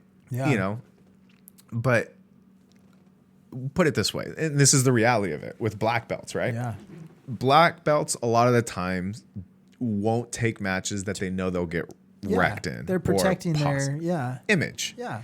Because especially if they're a gym owner, right? Him being the main instructor or one of the main instructors, he's been a main instructor for a really long time. Yeah. He doesn't have to take, those matches. No. When I first asked him, I'm like, "Hey, would you take a match against Jamil Hill?" He looks at me, he's like, "Fuck yeah." Literally, he just looks at me, he's like, let's run it. Yeah. And so he was supposed to compete against Jamil Hill back in March, and then Jamil got hurt, Manny got hurt. It just didn't happen. Yeah. So when I circled back around, first I asked Jamil first. I was like, "Hey, Jamil, you ready to come back?" And he's like, "Yeah." So then I go to Manny. I'm like, "Hey, November 2nd, Jamil Hill." Literally didn't even think about let's run it. Let's get it. I think those are his exact words. Let's get it. Yeah. So to me, I could respect that so much. 100%. He's just down to compete against anybody. Yeah. Obviously if it's against a tough opponent, he wants to be in shape. But he's down. Yeah. So Anthony too, man. I've seen Anthony take a lot of matches, and I mean that Anthony, I love you, brother, but he never looks like he's ready to roll. He's always just looks like he's just chilling, having fun, and then next thing you know, he's got a gi on or he's ready to go. And man, he's another one that always impresses me. Competing at the black belt level, regardless, what you want to say about the competitors, it's tough, right? Yeah. They got a black belt for a reason. It's tough. Yeah. So to just take matches like I seen Manny and Anthony and even you do, that's high level, dude. Yeah. So that's one thing that I really like about Anthony. His mentality is this is just a way for me to get better. Yeah. That's all he wants. He's I want all the smoke. He doesn't care who it is, which to me is another very respectable thing. You probably don't want to hear the shit talking afterwards. No. Yeah, that too. So I'm going to mention this. He was originally matched against somebody else for Vegas. He was originally matched with somebody else. And this was somebody that I had competed against in an open weight match. And I told Anthony, I said, "Hey, I beat this guy. If you don't beat him, you're not going to hear the end of it for me. I'm going to hold this over your head." Yeah. I fuck with Anthony so much. And you probably got that idea when he was on the show. Yeah. I mess with Anthony a lot. And he does the same thing with me. And so that's what I had told him. But that guy ended up pulling out, and then he ended up facing somebody else. But he would already gets a lot of shit and would get a lot more. But that's something he won't turn down. He's a fun guy, man. Yeah. Something about him, dude. His attitude in there when he's reffing the matches, he's always having a good time making people laugh. Yeah. And, I think that's a part of the Arte Suave luster that you guys have is you have personalities behind things, right? A lot of people are cut and dry and, all right, strictly business. All right, we got this. But you guys have characters, and you guys got people and entertaining people that are out there and they're competing too. So they're tough, right? You got to have respect for them. Yeah. So you got a hell of a team, man. Thank you, man. And my main thing is allowing people to be themselves. Yeah. So circling back to Jason, one of the very first things that I told Jason because he was like, hey, you can tell me like how you want the videos and all that. And one of the first things that I told him, I said, do what you feel should be done. Yeah. I'm not going to sit here and micromanage. Yeah. This is why you're in artist. charge. You're the creative guy. Right. Yeah. You're the artist. Yeah. Be an artist. Yeah. I'm not going to sit here and critique. I'm not the artist. You are. Yeah. So I do that with almost everything. As long as we stay within a certain parameters. Right. That's always been my style, even with my own kids. You got to allow the creativity of the individual, right? Because that's what makes it unique. Right. Yeah. So, and which is why I let a lot of fuckery happen. Yeah. You see Anthony act the way that he does, and I see nothing wrong with it. He's just having fun. And that's the vibe we want to have at the events is that fun factor. I think people know the boundaries because I definitely set clear boundaries. Yeah. And they know those boundaries, but like those boundaries are very wide. Yeah. Oh, yeah. But I definitely do have boundaries. And again, I have that even with my own kids. I allow a lot of fuckery with my kids. Yeah. But they know the boundaries. Yeah. Like when they see me get mad, they're like, oh shit. Yeah, I really fucked up this time. Like I'm not going past that. Yeah. And I feel like I have that with everything as well. And me and Anthony have had many, many conversations, and I think he understands me very well as a person. Anthony's a very good human being, and he's definitely one of the ones where like one of my friends where I'm just like, I would defend,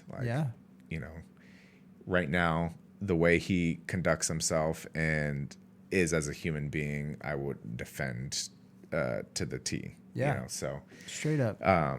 You got to have friends like that though too. Yeah. Right. It's Yeah. people that stand by your side no matter what. Right. Right. You got shit talkers, you got haters, whatever, but your friends are the ones that really fucking matter. Yeah. Yeah. And exactly. they'll come to your defense if they're a real friend. Yeah. For sure. So. Yeah. And I think we all have that. Even the commentators will, say certain free almost to say and act the way they are. Yeah. Because I feel like if you are able to be yourself in an environment, it's much more calm. Not calm, just less stressful. So I think it's just better that way when people just allow to be themselves, especially at a jiu-jitsu event. Jiu-jitsu is laid back. Jiu-jitsu is also a creative martial art. I was trying to describe it to someone, and I was like, most martial arts are very, it's this way or that's it, right? Yeah. And they have their katas, and you have to do them a certain way. Jiu-jitsu allows the creativity. You can make up your own fucking moves in jiu-jitsu as long as they work and they're effective. Then you're doing something good, right? Yeah. Yeah. So like for you to translate that to a promotion side and still allow that same jiu-jitsu creativity to just flow into your organization is really, I feel like, something that makes you guys different. Thank you. Yeah. Yeah. I'm a very big believer in that. Even your jiu-jitsu style will tell me who you are as a person and your personality. 100%. Just rolling with you, I have an idea of who you are. Yeah. So, that was a main proponent in the show. Like, just let our personalities reflect in the show. And I try not to have people in the show that are gonna ruin that per se, Right. you know, and just bring like a sour attitude or just a certain. For the most part, we've had really great people running the show. It's really rare that we, you know, have somebody that just brings the vibe down or anything like that. But yeah, I've never been to an event of yours that the vibe's been nothing but good. Yeah. You know, it's always been great. Regardless where you guys are at, I don't care if it's a local Amblers Club or Elks Lodge or if it's at Track 7 Brewery or it's always a good event, man. Yeah. And I asked Anthony about this when he was on, but you see a lot of new things popping up with events, and a lot of people are trying to recreate the pit, right? Craig Jones's pit, and there's little innovations off of it. Me personally, I like the fight to win stage where it elevates them to where everyone could look up and see. But that has its downsides too. Are there any plans with Arte Suave in the future of changing it up or adding anything along those lines? Yes. Hopefully this year. Yeah. That is a plan. Yeah. That's probably going to be one of the biggest changes that we have. And I'm just we're trying to figure out how to incorporate it into the model that we have and still make it successful with how we have our event right now. Yeah. Because it still has to be modified in the sense of to fit our event rather than like CJI, right? Yeah. Because that was in an arena and Right. we're going to be completely different type of venue. So, but long story short, yeah, I want to do that, and that's also gonna help us with a little bit better lighting as well. Yeah. Because we'll be able to incorporate some lighting structures in that.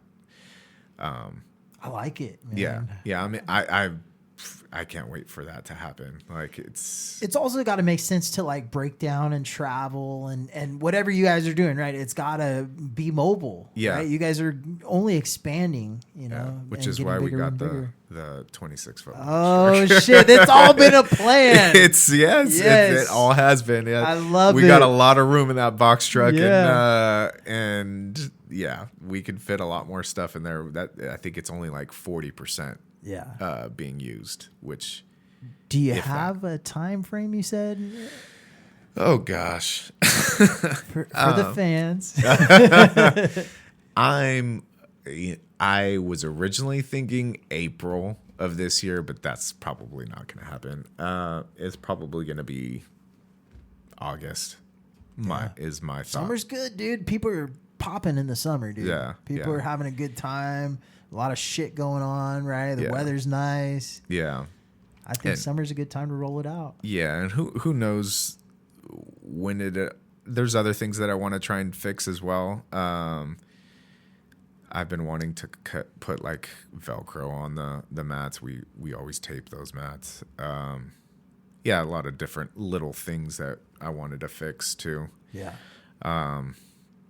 But I think August is a good conservative. If we can get it done before, then that'd be great. Yeah.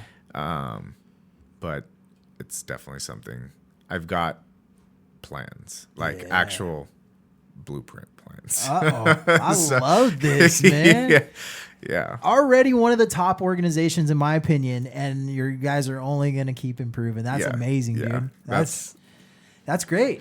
So also since you mentioned that, and I don't know if this is going to happen this year either, but we plan on having like, I don't even know how to call this, like a super event. Ooh. Yeah, I know, like a special event where we get all of the best grapplers, local grapplers. You know what I mean? Yeah. Not like obviously not really the professional ones, and we might have some of the professional ones too if we can, but a lot of like the really good ones that are knocking at the door of possibly becoming professional and just making a whole event.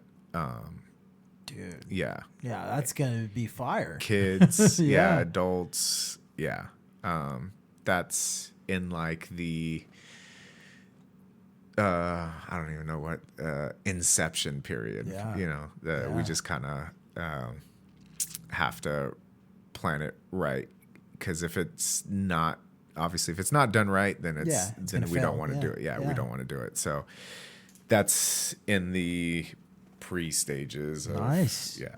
So. Have you ever thought about doing I think it was Submission Pro Tour, if I'm not mistaken. They did a 916 versus 209 type of a card.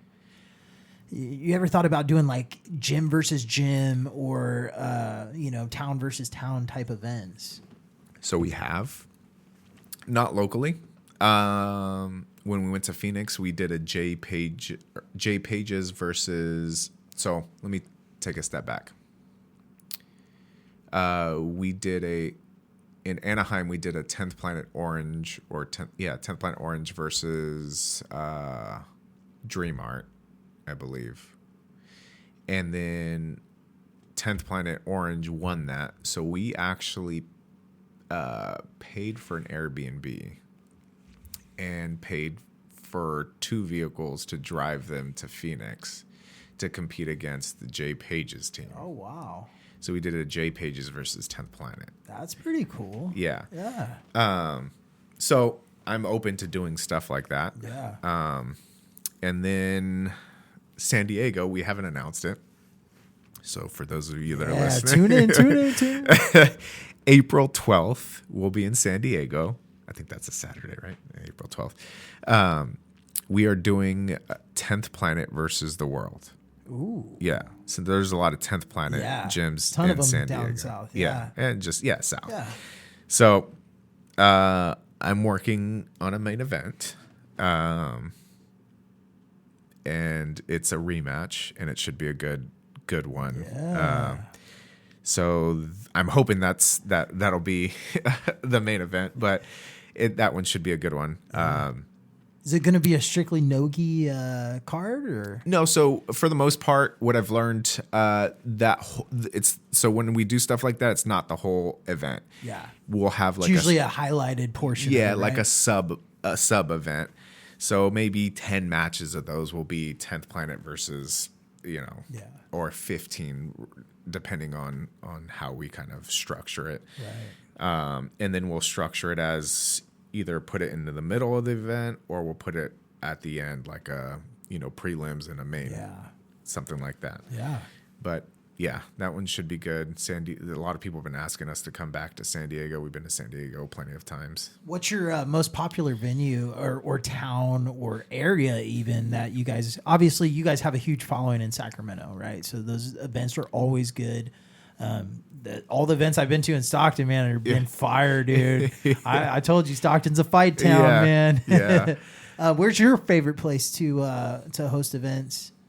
Like the crowd and everything, not just the matches, the whole thing. Stockton. Yeah, baby. Stockton. I can't ever forget the first Stockton event, and the energy that the Stockton people bring is just it's different. The best. Yeah. It's like that's the engagement that I want. I want people slapping the mats, getting into it, cheering. Like you remember, like the energy that was there for the Matias versus a lot. Yeah. I wish all matches were like that. Oh, Not just from the match itself, but the energy of the crowd, and just like that's what I enjoy watching. I'll tell you what, the match, it was the second gun and bocce one that you guys did. Man, I don't know the guy's name. He trained somewhere in the Bay Area, but he went up against Ismail. Yeah. And it was a no-gi match. And that match, dude, you could feel the fucking energy. Yeah. Like, bro, I had like chills, and I'm like watching. My wife's like totally not into jiu-jitsu, and she's looking at me like, why the fuck are you so intense right now? And I'm like, you don't see what's going on. Yeah. Like, this shit is fire. Yeah. And I mean, there were some leg kicks thrown. Yeah. And I mean, it was a pretty scrappy little match. Yeah. Man. I was reffing that match. I was the center ref. That was a good match, man. I remember because Ismail pulled it off at the end, right? Yeah. With a heel hook or something, if I'm not mistaken. One of the other guy's coaches was telling me like, hey, they're off the mat. And I had to look at him and be like, hey, we do it like ADCC. Yeah. Like he's not in a good spot, so he's got to get out. Yeah. So after I told him that, luckily he was just like, okay, kind of Yeah. like, I understand. Pedro, right? Yeah. I think- Yeah. So, and then afterwards, after you get out of like the complicated or because you could either be in a submission or in a complex position, Yeah. and we won't stop it until you're out of that. Until you're out of it. And so then ended up resetting. But I'm glad he like backed off after I told him. I said, hey, we kind of followed that part of ADCC. If you are off the mats, it doesn't mean we're going to reset you. It's like if you're in a complex or a position or in a submission, we're not going to reset you. We'll move the chairs and you keep going. Yeah. So how often are people fucking up because they didn't read the rules or they don't understand the rules? all the time. Yeah. It's All huge the with your guys' thing because you guys have specific rules. I had Randy kind of break down how he scores the fights and how he scores the matches. But I mean, it's still like if you don't pay attention to that shit, you're gonna be in a couple weird situations with Arte Suave, right? Yeah. So we started now like babysitting the competitors and like letting them know. We'll tell them when they're being staged, like, hey, do you understand the rules? Did you read them? I made the video and that's pinned on the Instagram. Yep. We now started playing that on the pay-per-view. Okay. Before the pay-per-view starts, because So people at home understand. So That people at makes home sense. understand. Yes. JL at the beginning will explain, hey, this isn't Jiu-Jitsu World League. This is an IBJJF. This is a submission-only event. So submission is going to be the king, but we do give credit to some positions. So if you take the mount or the back, you get some points. Right. If you got shallow submissions, there's that. And then everything else is a tiebreaker. So we try to, but You're not going to make any. There's going to be some unhappy people somewhere along the way, regardless. Yeah. You could have the best rule set there is, and there's going to be Right. some people that just don't get it. Yeah, and then shocker. Yeah. Jiu-Jitsu people don't read. Yeah. No. They're fuck just no. like, oh, I'm just gonna go in there. Signed and try. up. Yep. Cool. Yeah. And it's like, you gotta understand the rules, and especially like, every time I go, obviously I understand the rules. I go out there and compete. Like this last time, in my head, I took the guy's back, and then he ended up getting out. I got back in the guard. In my head, I'm like, oh, I'm winning. Yeah. Yeah. I'm like, You know as the rules. long, as long as he doesn't get a submission on me or an attempt, I'm winning. Yeah. And so Manny was just like, watch your leg, because I was in half guard, and I'm like, I'm cognizant of that in my head. I'm like, either a heel hook or a straight ankle lock, and if he does that, I'm gonna stand up and Yeah. But you got to keep that in your head when you're Absolutely. competing. You got to understand the rules. I'm obviously gonna compete differently in IBJJF than I am in Arte Suave. It's Yes. I love your rule. I don't know if it's still a rule or anything, but brown and black belts, all submissions legal. That was Yes. kind of the reason I signed up with Arte Suave, Yeah. because I fucking hate, you grab a leg and they're like, oh, you can't do those, right? Yeah. Stupid shit. Yeah. Okay. Once you're at the brown and black belt level, fucking let it all be. right. So I've gotten a lot of shit for that from some. You either love it or you hate it. And it's so funny that I get some people, they're like, oh, it's really dangerous to have. what's the difference between a heel hook and the gi and without the gi? Nothing. Nothing, right? So this is what I get, and I love that people are hearing my voice saying this, because I'm very passionate about this. The main thing that they say is, I can't roll out of the heel hook. I'm like, great, you shouldn't roll out of it. Yeah. That's a very untechnical way of Yeah. getting out of a heel hook. You're going to blow your fucking knee out. Right. Yeah. Get out of it technically, Yeah. and you can get out of it in the gi. Yeah. Trust me, you can. Yeah. Or let's try this. Don't get in a fucking heel hook. Or clear the knee line. Yeah. Don't let your knee line go through. Yeah. Go. You already made a big mistake letting your foot get there, Right. or you're them trapping your knee line. Yeah. How about don't let them do that? Yeah. So that's my main thing, and it's not more dangerous, because whether you're in the gi or no gi, it's your knee's gonna explode one way or another. Yeah. So Yep.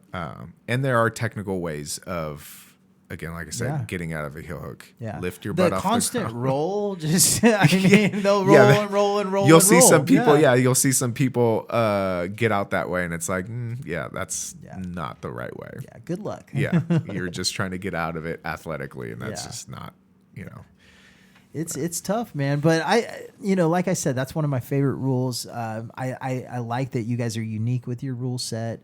I think, overall, it's been awesome getting to hear like all these little details, because a lot of people don't get to hear from you as much, or, when they're at an event, an Arte Suave event, you got a lot going on.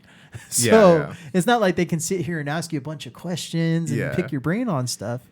Yeah. So it's been really, it's been awesome getting to hear all the little details about this stuff. I've wondered a lot of these things, and like I said, I'm a huge fan of your guys' organization and what you guys are doing. Thank you, man. I'm going to close in this. What are some major goals? Obviously, besides the stuff that we kind of hinted to, but what are like the long-term goals with Arte Suave?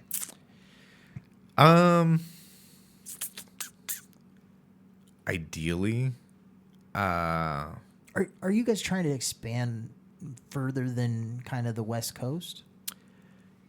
yeah, I do have a plan on how to do that. Okay. It's just implementing it the smart way, and all I'm gonna say is, well, I'll just say it. If I were to do it, it would be franchising. Nice. I think that's the best way. Yeah. Just because I feel like we've got a good blueprint, and also, again, our back end process and what we've created on the back end saves a ton of time. Yeah. And we have a database of over 1,700 fighters. Yeah.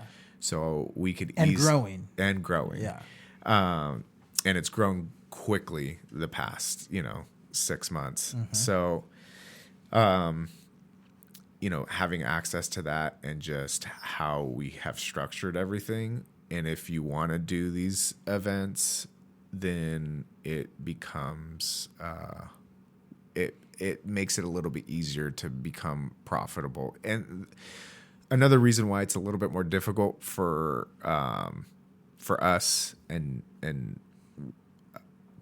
to become profitable is when I started this, I made it a commitment to give 10% to different nonprofits. Right. And 10% after all the costs that we've 10% of gross. Yeah. That's a lot. That's a lot. Is. It takes 100%. So, and we donate to different nonprofits depending on where we're at. And since we're talking about it, when we go to San Diego, we're looking to donate to an organization or somebody that helps with is going to help with the fires down in Southern California. Oh, wow. Yeah, that's huge. Yeah. So, so if you don't incorporate that, like I'm not going to tell them to do that. They can choose to do that or not. So, I think the way we've kind of have structured stuff, I think some people can make a little chunk of change and enjoy. Like, you have to have a little bit of both. Enjoy what you're doing in the show, and then just be willing to be committed to it. So yeah. Well, you guys are working out all the details, right? Like, Yeah. you guys are like the stage one, right? And Yeah. you're working out all the dirty details, and eventually, maybe by the time you get to that point, this is going to be running itself. So yeah, that's probably a really good way of putting it. Yeah. Yeah. We're ironing out a ton of kinks, Yeah. and we're just constantly looking at how we can iron out every single little tiny kink. Yeah. And then, hopefully, if we can get people, because I would love to have different franchises in different states, Yeah. like covering multiple states, maybe, the Northwest and then the Midwest Yeah, and then the South. and then the Northeast. So Yeah. ideally that would be it. It's just getting people, I think people here know the product that, that we have, if other people in other areas. I've already had some people reach out in the Northwest, about possibly doing that. So it's just, that's where it starts, man. Yeah. Getting it implemented. Yeah. And it's not going to go, to 13 states overnight, right? Right. It's an expansion. So yeah. I love what you guys are doing, man. And, and just wrapping this thing up, I'm just going to give you a few minutes, man. It's been an honor having you on. Dude, you've been nothing but entertaining, man. I love getting to talk to you about this stuff. I love the Arte Suave events. I suggest if you're a grappler and you haven't been to one, and you don't even got to be in California, you could be in other states, but also the pay-per-view, right? Check them out on pay-per-view. They're a great organization, great company. I really love what they're doing in the jiu-jitsu scene. Go check them out. Give them some support on Instagram. If you want a match, hit up your boy Don, and he will take care of you. But I'm just going to give you a few minutes to shout out whoever you'd like to. The floor is yours. Oh, dang. All right. Shout out to all the Arte Suave team for, constantly being there event after event, driving many hours, being in cars, many hours, and putting up with my nonsense and my craziness when I've because I really will say some outlandish shit, at the Airbnb. So shout out to them. Little side note, we've got like little vlogs, and so you'll be able to see some of the stuff that I say or stuff that other people do. And then I'd say shout out to my coaches, Manny Moreno and Chuy Moreno. They've been very big part of my journey. They've been super invested in my jiu-jitsu and just very supportive of me. Shout out to the whole team out there at Lincoln, and everybody that has stuck by my side, regardless, and know who I am as a person and who my character is, and thankful to all of you. Yeah. And check them out. Like I said, they're a great organization. Alfredo, it's been an absolute pleasure having you on, getting to know you a little bit better. You could always find the Grapplers Talk guys at the Arte Suave events. We even got to do some interviews at your Track 7 event. That was awesome, dude. Thank you for that. We got a lot of good feedback on that too. So, the more the merrier. But go check them out. Be supportive of these guys. They're out here doing it. They're doing the hard grind. So make sure you guys are supporting them. But check out Grapplers Talk on Instagram, Facebook, YouTube. Episodes drop every Friday on Spotify, so check us out and show us some love. Other than that, this has been another awesome episode. This is Dave, and we are out.